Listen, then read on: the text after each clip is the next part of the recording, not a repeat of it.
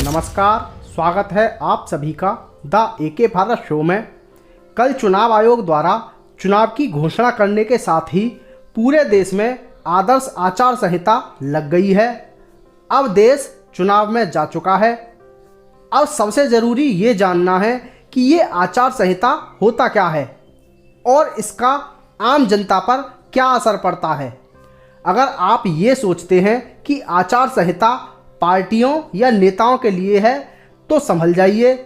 अगर आपने भी इसका उल्लंघन किया तो खामियाजा भुगतना पड़ सकता है। इसलिए हम आपको एक एक करके विस्तार से आचार संहिता का मतलब बताएंगे ताकि आप जाने अनजाने कोई गैरकानूनी काम ना कर बैठें। सबसे पहले आचार संहिता के तहत देश भर में अभियान चलाकर सियासी दलों के होर्डिंग, बैनर और पोस्टर उतारे जाएंगे। यही नहीं, सभी सरकारी योजनाओं के होर्डिंग भी उतार दिए जाएंगे। आचार संहिता उल्लंघन की जानकारी सीधे चुनाव आयोग को की जा सकती है। आयोग तेज रफ्तार से इस पर कार्रवाई करेगा। बता दें कि जहां एक तरफ आचार संहिता को लेकर लोगों में जानकारी की कमी का फायदा उठाकर सरकारी अधिकारी काम करने से इनकार कर देते हैं, वहीं लोगों में भी ये गलत धारणा है कि आचार संहिता सिर्फ राजनीतिक दलों और नेताओं पर लागू होती है। अगर आप भी ऐसा ही सोचते हैं तो सावधान हो जाइए। राजनीतिक दल या नेता ही नहीं, अगर आम आदमी भी आचार संहिता का उल्लंघन करता है तो उसे भी जेल की हवा खानी पड़ सकती है। हालांकि आपका ये जानना बेहद ज़रूरी है कि इस दौरान सभी सरकारी कामकाज बंद नहीं होते हैं। लिहाजा अगर कोई सरकारी अधिकारी आपके काम को करने से इनकार कर देता है तो आपको पता होना चाहिए कि नियम क्या कहते हैं।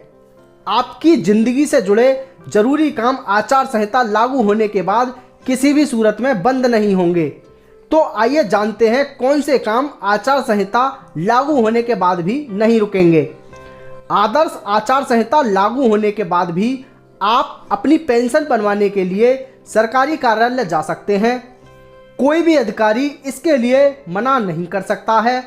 वहीं आधार कार्ड, जाति प्रमाण पत्र बनाने का काम भी इस दौरान जारी रहेगा।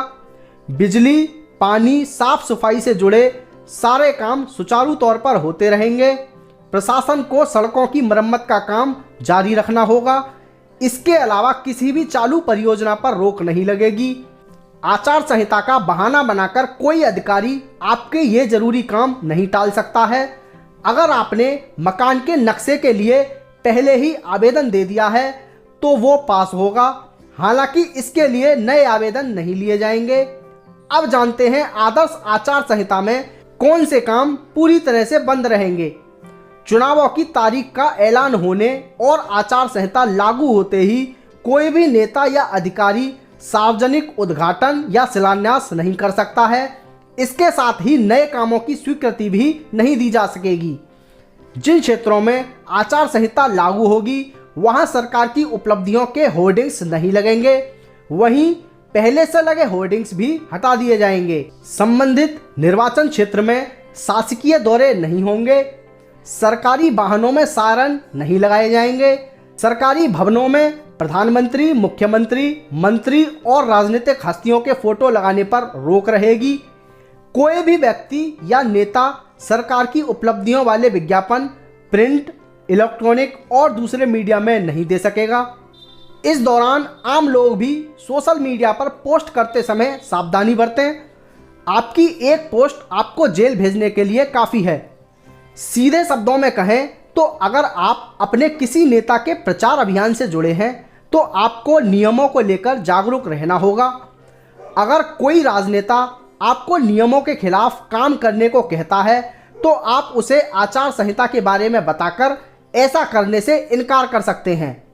लोकसभा चुनाव 2024 के लिए चुनाव आचार संहिता लागू होने के बाद सरकार मतदाताओं को लुभाने वाली कोई भी घोषणा नहीं कर सकती है।